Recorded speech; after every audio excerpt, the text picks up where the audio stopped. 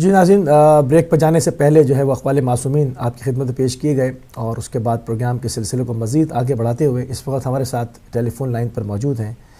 حجت الاسلام والمسلمین سید عبدالحسین موسوی صاحب، ایران کے شہر مقدسہ القم سے، اور آج کی مناسبت کے حوالے سے گفتگو فرمائیں گے۔ آج شہادت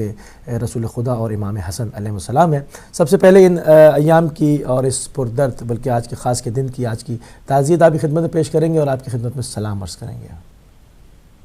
السلام علیکم، متقابلاً عرض تسلیت کرتا ہوں۔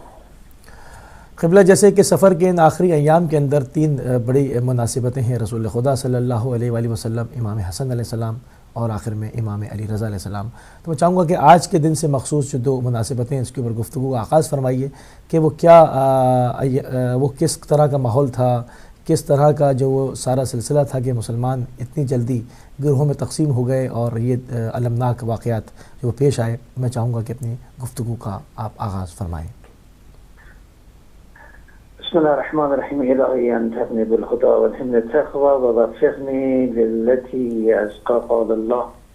سبحانه وتعالى بسم الله الرحمن الرحيم لقد جاءكم رسول من أنفسكم عزيز عليه ما عنتم حريص عليكم بالمؤمنين رؤوف رحيم. یقیناً تم میں سے ایک رسول مخلوق کی ہدایت کے لیے آیا ہے کہ فرق محبت اور جذبہ نور پروری کی وجہ سے تمہاری پریشانی، جہالت اور مفلسی اور ناداری اس پر گہران گزرتی ہے، اور وہ تمہاری آسائش اور نجات کے سلسلے میں بہت حریص اور مومنوں پر رؤوف اور مہربان ہے۔ قرآن رسول اللہ صلی اللہ علیہ وسلم کے بارے میں 28 سفر کے حوالے سے بات کرنے انتہائی ایسا یہ ہے کہ 28 سفر کے دن اللہ کے آخری رسول صلی اللہ علیہ وسلم نے اپنے مبارک لبوں پر سکوت کی مہر لگائی۔ جبریل امین حریم ملکوت میں کنج عزلت میں بیٹھ گئے، جیسے کہ اب خاک میں اس پیکر پاک کو اپنی آغوش میں لیا تھا، اور عرش اعلیٰ اور بہشت جاودان نے اس کی جان عزیز کو قبول کر لیا تھا۔ اس کے بعد آسمان کے دروازے بند ہو چکے۔ اس کے بعد اس رات کی تاریخی میں ائمہ نور علیہ السلام کے نور کے علاوہ کسی کی مدد سے راستے کو ڈھونڈ کر اس پر نہیں چلا جا سکتا ہے کہ جس رات کا آغاز 10 محرم 61 ہجری کے خون بار غروب سے ہو چکا ہے، اور اب دیکھتے ہیں کہ کب 12ویں پیشوا اور خاتم الوصیین کے جو خاتم النبیین کے ہم نام ہیں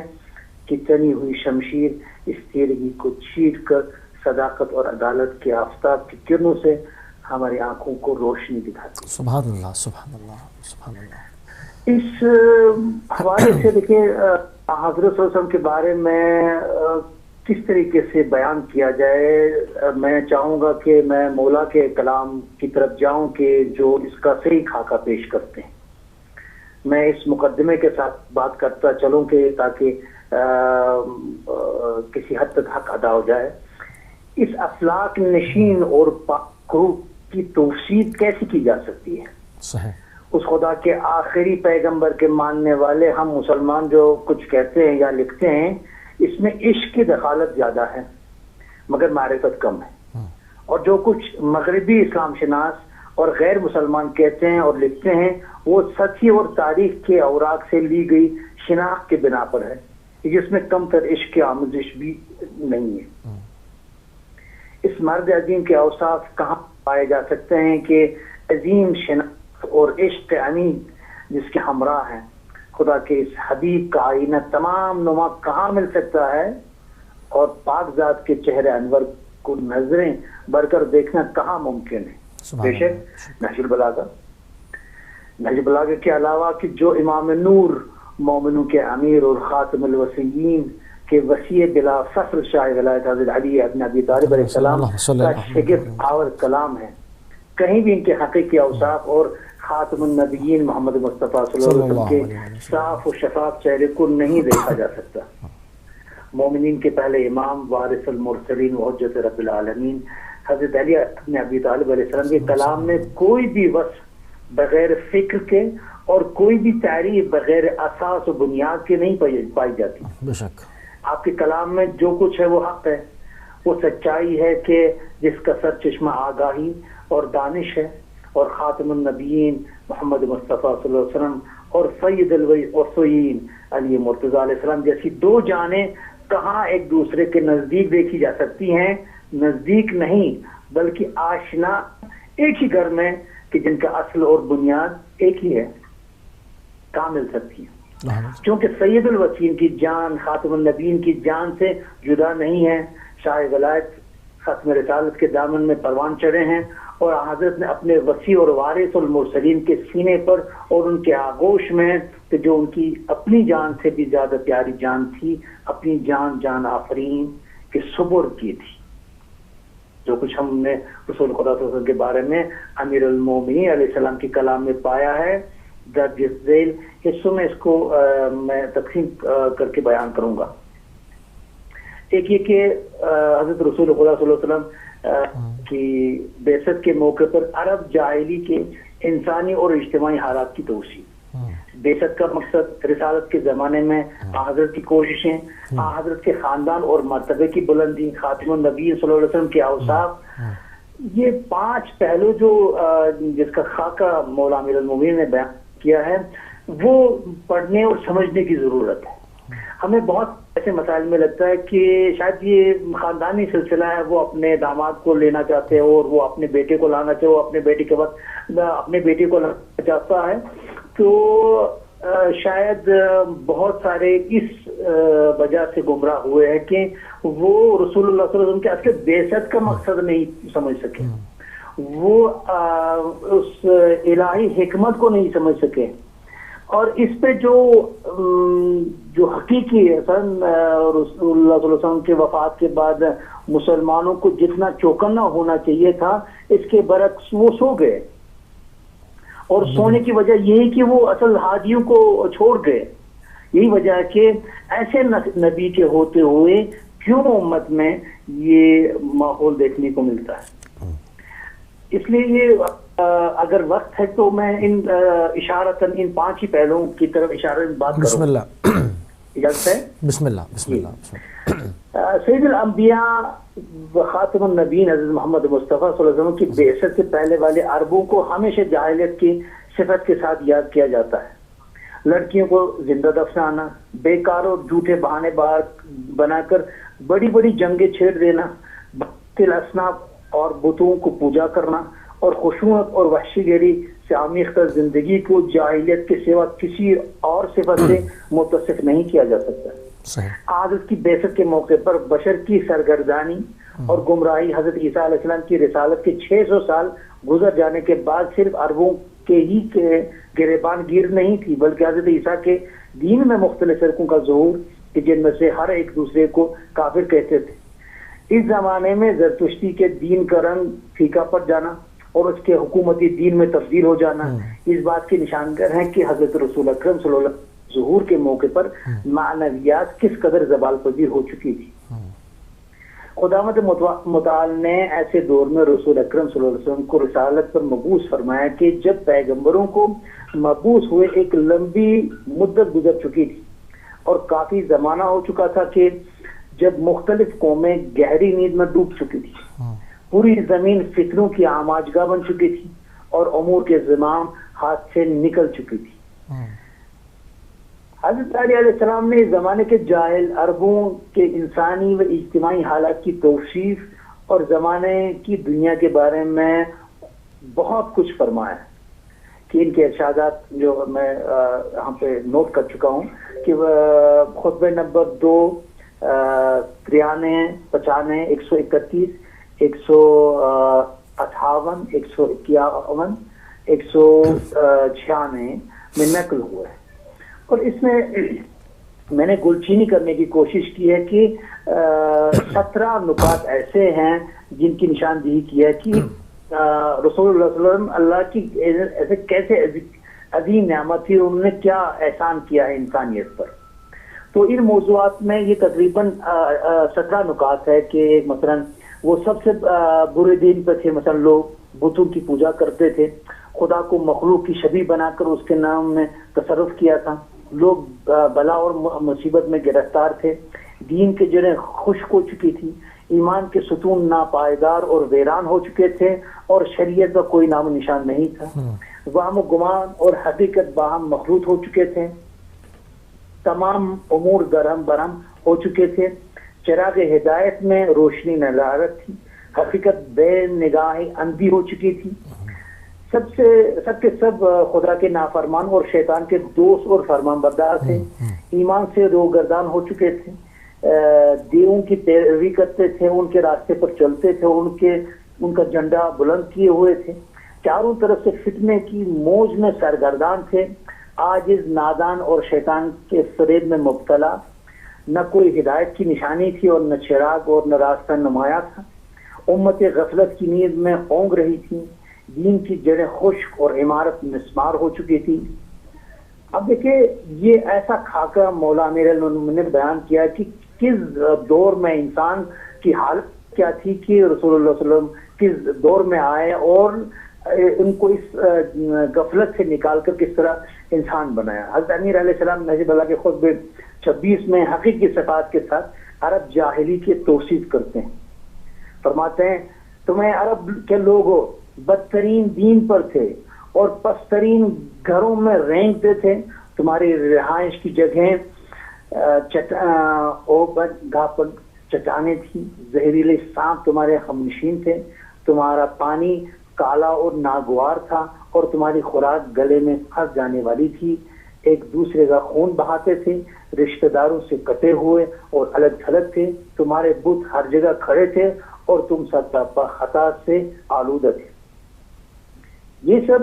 اس بنا پر نہیں کہ امیر المومنین علیہ السلام عربوں کو ذلیل کرنا چاہتے تھے، بلکہ اس کی وجہ یہ ہے کہ آپ انہیں خدا کی نعمتیں اور عرب کے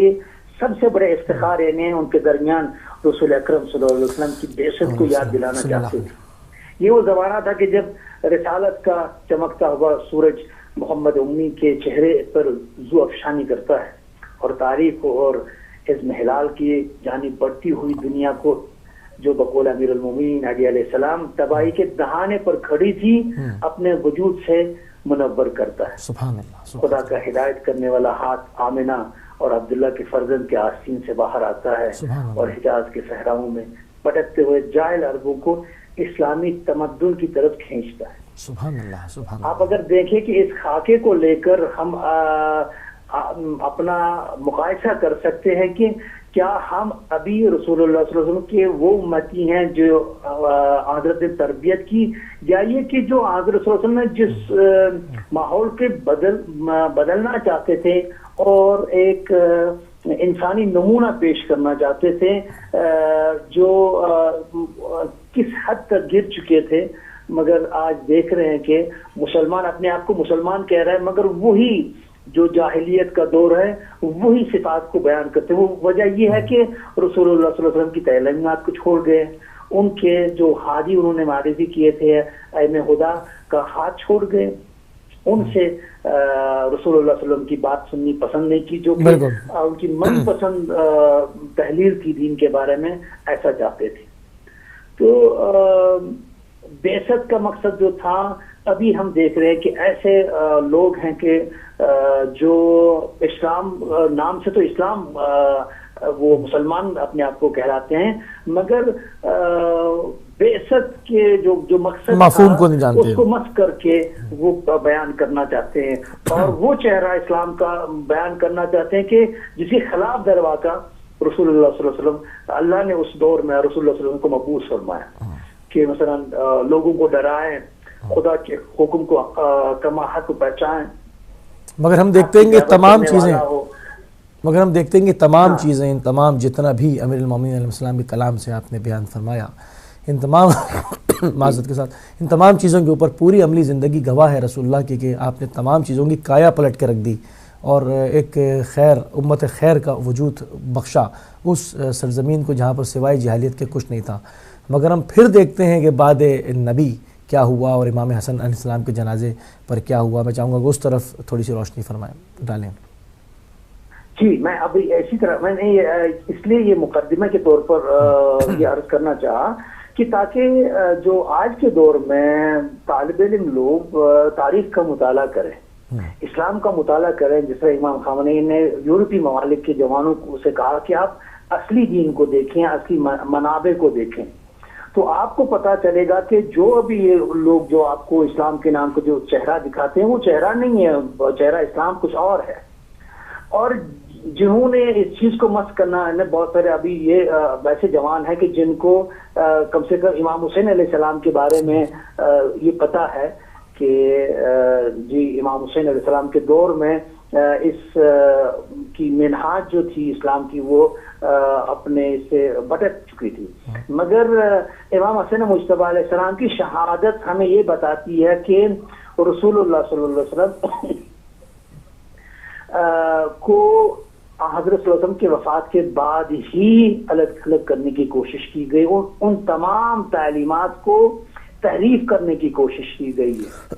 اور اسی حوالے سے آج کا جو یہ 28 صفر ہے عظیم عالمیہ کا دن ہے، اور حضرت علیہ السلام نے جو نواں سرائی کی ہے اس دن وہ یہی ہے کہ ہم رسول اللہ صلی اللہ علیہ وسلم نے ایسے جو اس زمین آسمان کا جو ارتباط تھا انسان کا وہ ٹچ ہو گیا، وہ نہیں رہا. امام علی علیہ السلام میں شاید وقت اجازت نہ دے میں امام حسن مجتبیٰ علیہ السلام کے بارے میں بات کروں گا. امام حسن مجتبیٰ علیہ السلام کی شہادت ہمیں یہ چیز بتاتی ہے کہ پہلے امام خود رسول اللہ صلی اللہ علیہ وسلم یہ اپنی جگہ ایک موضوع ہے کہ ہم صرف رحلت کیوں کہتے ہیں، حضرت صلی اللہ علیہ وسلم نے رحلت کی ہے، جبکہ ایسا نہیں ہے. رسول اللہ صلی اللہ علیہ وسلم کو بھی شہید کیا گیا تھا کہ ان کی حیات بعثت کے ابتدا سے ہی ان پر قاتلانہ حملہ شروع ہوا، اور آخر وہ یہودی کامیاب ہو گئے ان کو زہر دینے میں. مگر میں یہ کہوں گا کہ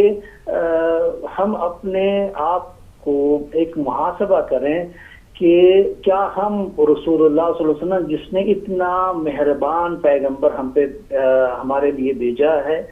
اور ہم کس حد تک اس کے امتی بننے میں کامیاب ہیں. جب امام حسین مجتبیٰ علیہ السلام کے لیے وہ حالات بنے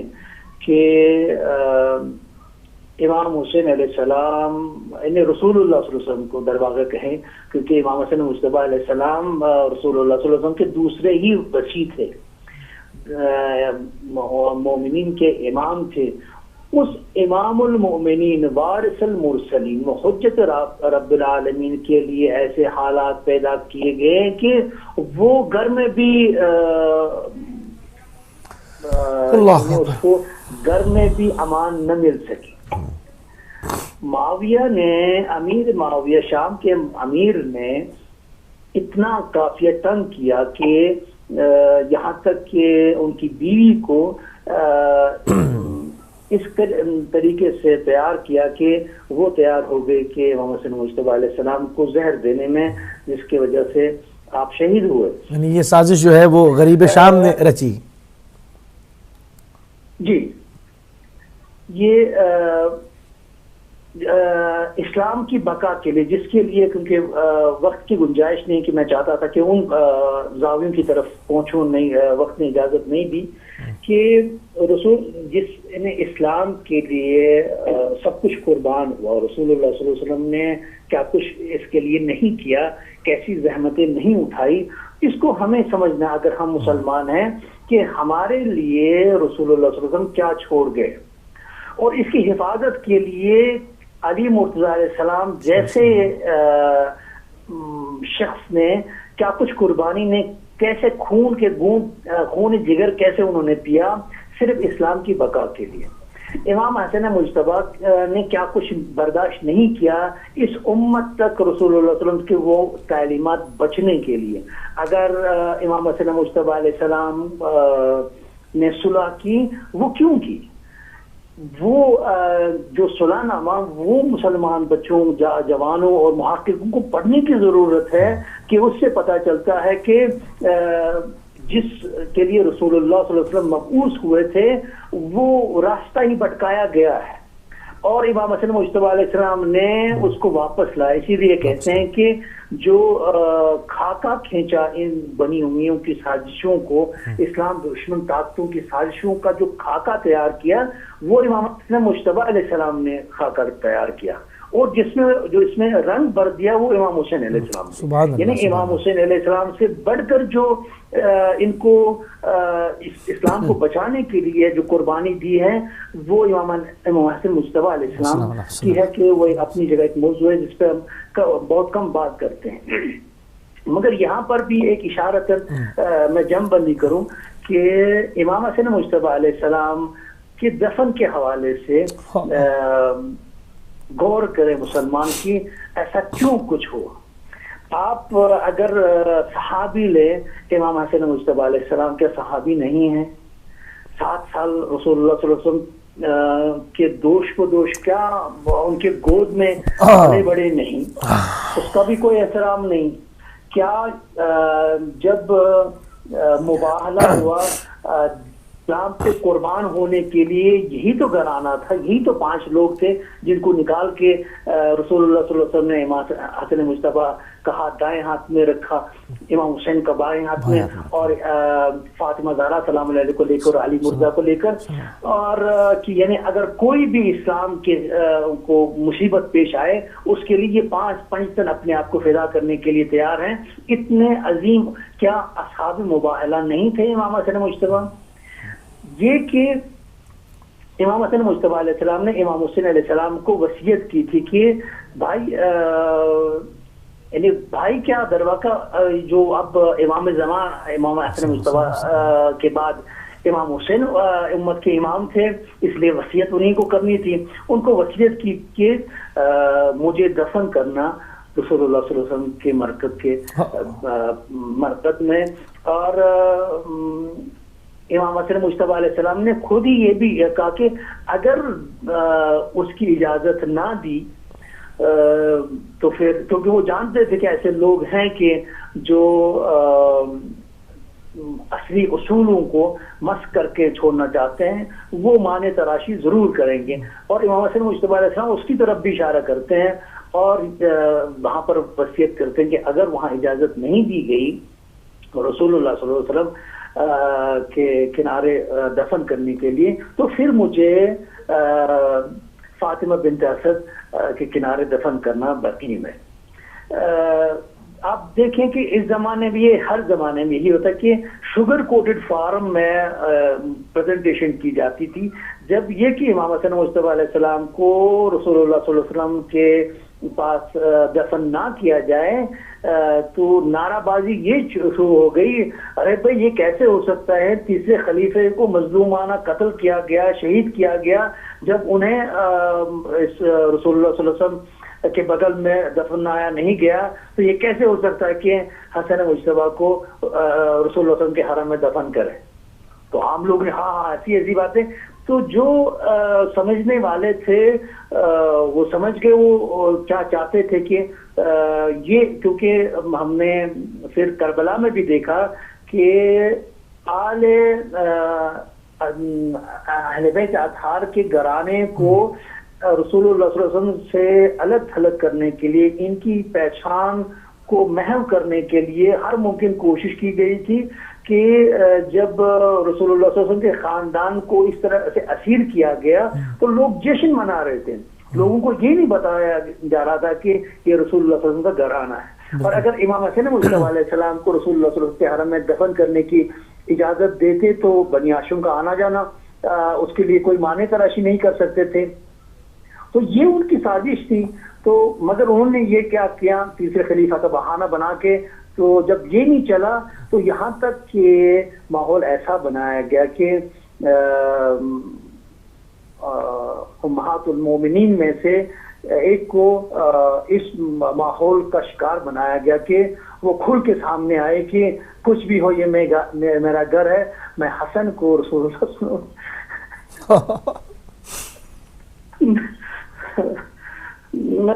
مجتبی کو یہاں دفن ہونے کی اجازت نہیں دوں گی.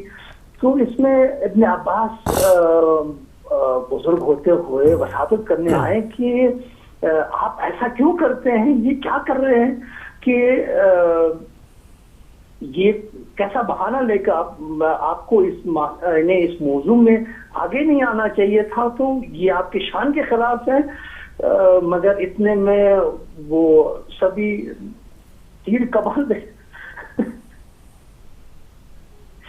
اب استقبال یہاں تک کہ اب یہ کہا گیا تھا کہ دفن بھی نہیں کریں گے, کم سے کم اجازت تو دیں کہ وہاں طواف کر کے آئے. تو چلو میں کمان پڑے گئے کہ تاریخ نے یہ لکھا کہ امام حسن مجتبیٰ کے بدن کو 70 تیر لگے, خون سے لہو لہان کیا گیا امام حسن مجتبیٰ کو. یہ تاریخ میں شاید کہ یقیناً بس ایک ہی ایسا یہ ہے کہ انہیں صرف 40 سال ہوئے تھے اور رسول اللہ صلی اللہ علیہ وسلم کو اس دنیا سے رحلت کر گئے. تو آئی مبارک کی صحابی کو رسول اللہ صلی اللہ علیہ وسلم گود میں پہلے حسن مجتبیٰ کے بدن پہ تیر بارہ اتنا کیا گیا کہ 70 تیروں کی تعداد تاریخ نے درج بھی کر لی. اور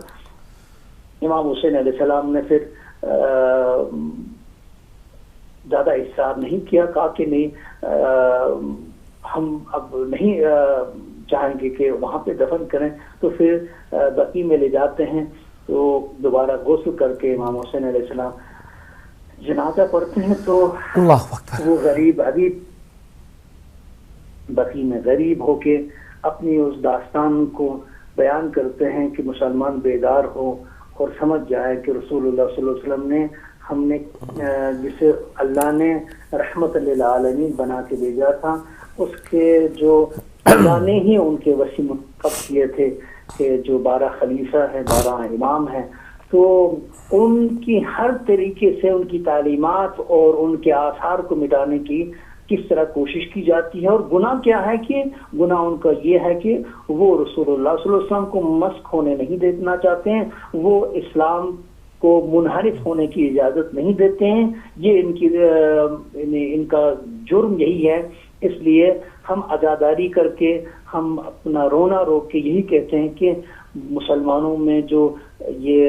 فرق ہے, ہم وہ مسلمان نہیں ہے کہ جو محمد و آل محمد کو اسلام سے جدا کریں. ہمارے لیے وہی اسلام ہے جو محمد و آل محمد اس کی ترجمانی کرتے ہیں, اس کی سند بیان کرتا ہے. بہت خوبصورت, بہت خوبصورت, جزاک اللہ.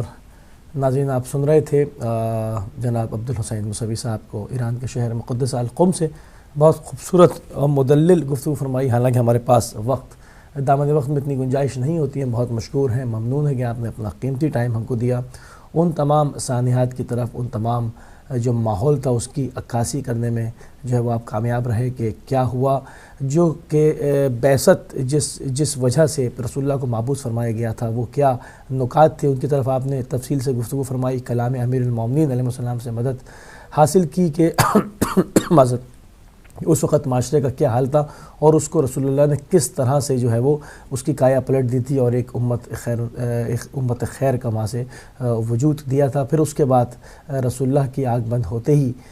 کیا ہوا, اور اس کے بعد امام حسن علیہ السلام کے جنازے پر تو انتہا ہو گئی کہ آپ کو نہ وہاں دفن ہونے دیا گیا بلکہ جنازے کے اوپر تیر لگائے گئے. تو یہ تمام قیامت تک کے لیے یہ تمام تاریخ کے اوراق جو ہے وہ تمام مسلمانوں کو ہر زمانے میں, ہر آنے والے مسلمانوں کو, دنیا کونے کونے میں تمام مسلمان اور غیر مسلمان, تمام عالم انسانیت کو جو ہے وہ اپنی طرف جذب کرتے رہیں گے, ان کو دعوت فکر دیتے رہیں گے کہ وہ تمام تعصبات سے بالاتر ہو کر, تمام جو ہے وہ ان تمام فرقے بازیوں سے بالاتر ہو کر تاریخ کا مطالعہ ضرور ایک مرتبہ فرمائیں, بالکل نیوٹرل ہو کر جو ہے وہ دیکھیں. اگر آپ غیر مسلم ہیں تو ایک انسانیت کی نگاہ سے دیکھیں, اور اگر آپ مسلمان ہیں تو انسانیت کے بھی ہوتے ہوئے بھی ایک اپنے رسول اللہ کی جو ہے وہ پاسداری کرتے ہوئے ان کو, جو کہ آپ وہ شافی محشر ہیں اور آپ ان کی شفاعت کی امید لگائے بیٹھے ہیں, تو آپ دیکھیں کہ ان کی تعلیمات کو کس طرح سے مسخ کیا گیا اور ان کے بعد